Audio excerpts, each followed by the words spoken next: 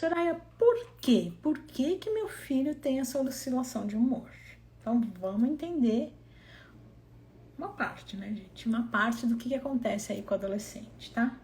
Então, tem uma oscilação de hormônio, tem mudança de hormônio. Então, tem um hormônio que deixa, por exemplo, a gente mais irritado e mais sensível. E tem um outro hormônio que deixa a gente mais agressivo. E de repente eles começam a agir no nosso corpo. Não tinha isso na infância. Então, como que eles não vão mudar de humor, gente? De repente tá o hormônio lá da irritação agindo. De repente tá o hormônio da agressividade. De repente tá o hormônio da labilidade. Aí fica mais emotivo, chora mais. Gente, como é que eles não vão reagir? E aí a mãe vai lá e briga.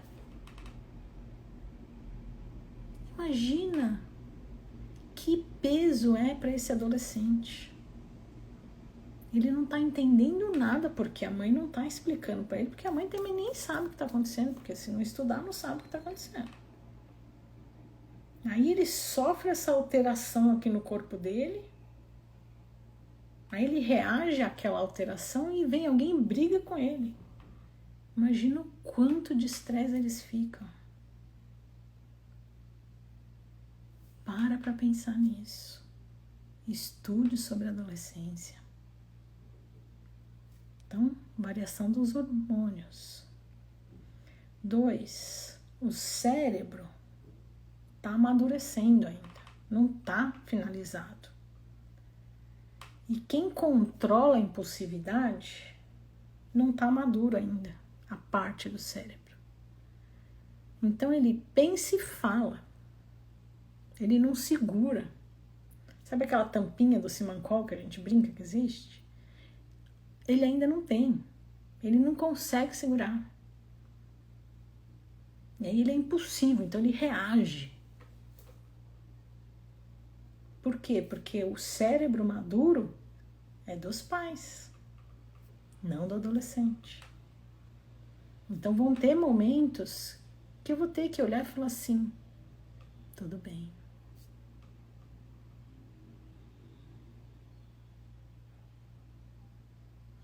Gente, é sério que precisa estudar sobre adolescência.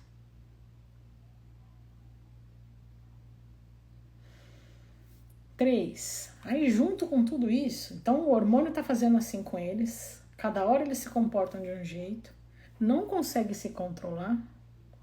E aí, 3. Eles estão vivendo aquele momento que eles têm uma necessidade de se encaixar em grupos. Eles precisam ser aceitos.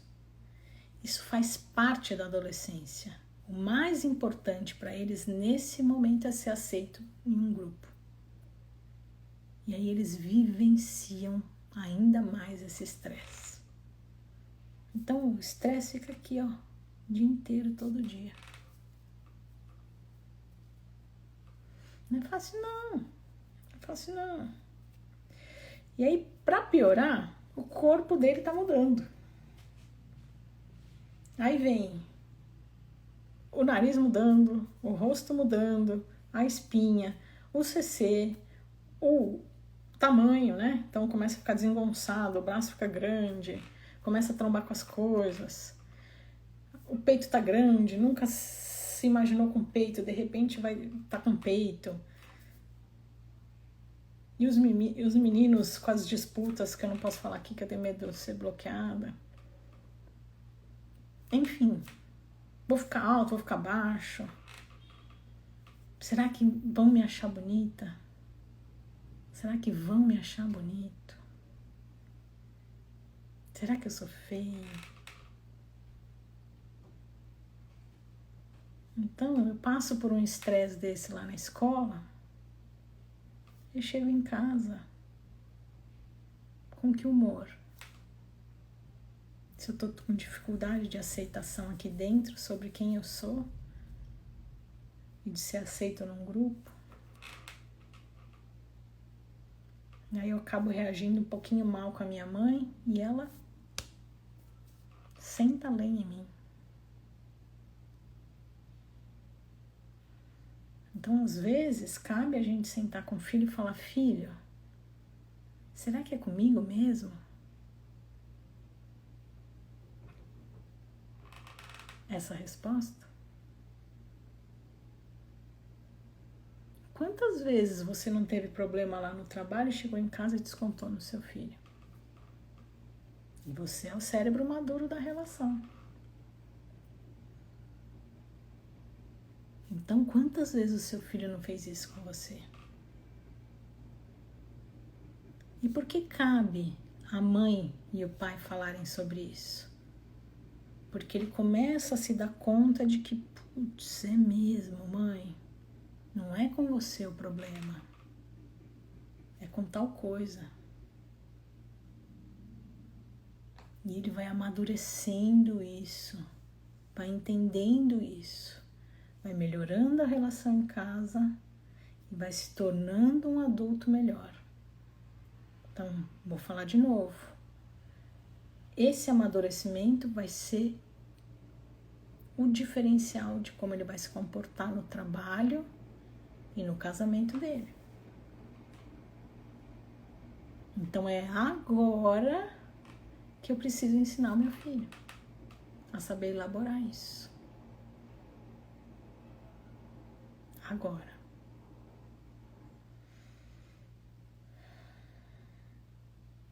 E último, para piorar ainda por cima, não dorme direito e não quer fazer esporte. O dormir é o que vai refazer o cérebro para estar pronto para o dia seguinte. E o esporte é onde ele vai pôr para fora esse estresse. Então, se esses dois não estão bem, aí esse mau humor piora. Então, próxima vez que o seu filho tiver um momento difícil aí na casa de vocês, eu convido vocês a conversar. Filho, será que é comigo mesmo o que está acontecendo agora na sua vida?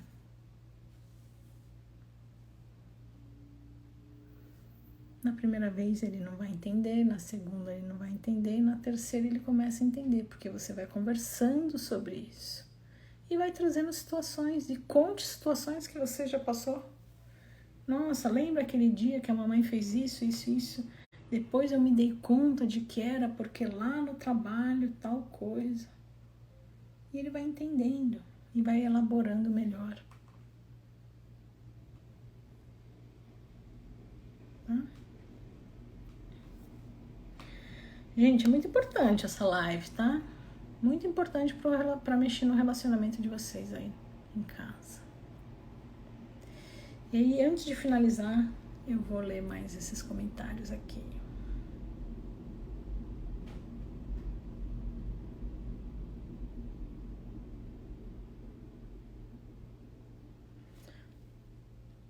A Alessandra falou assim: tenho uma filha de 13, 1 ano e meio, diagnóstico de depressão, está com acompanhamento psiquiátrico e psicóloga.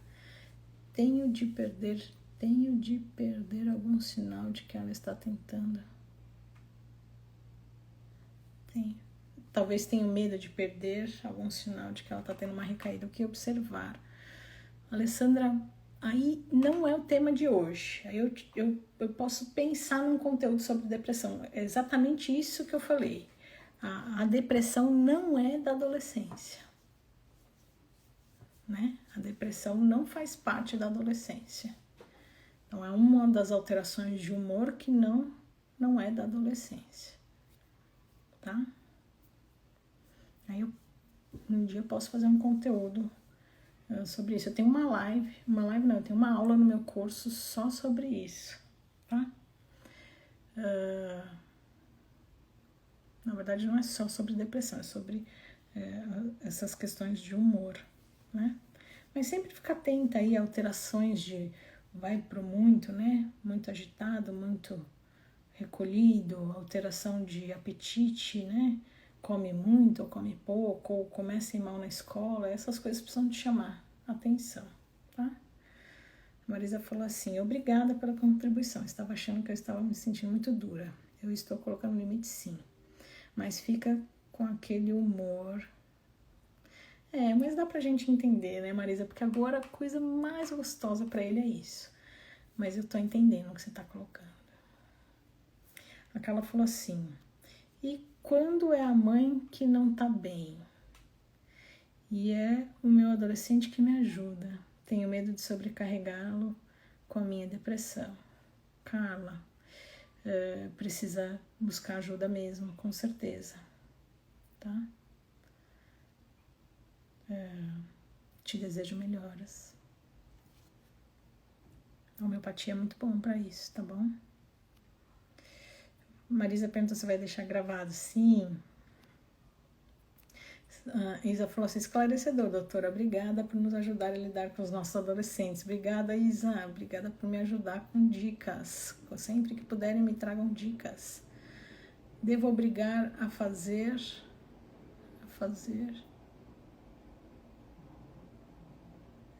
Mara, não entendi.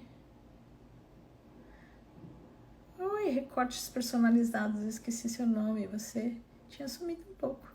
Você tem me ajudado demais. Obrigada, obrigada. A Alexandra falou, e quando a filha acha que não pertence a nenhum grupo? Qual a melhor maneira de apoiar? Incentivando ela entender o que ela gosta, daí você vai ajudá-la a buscar locais que ela vai se encontrar.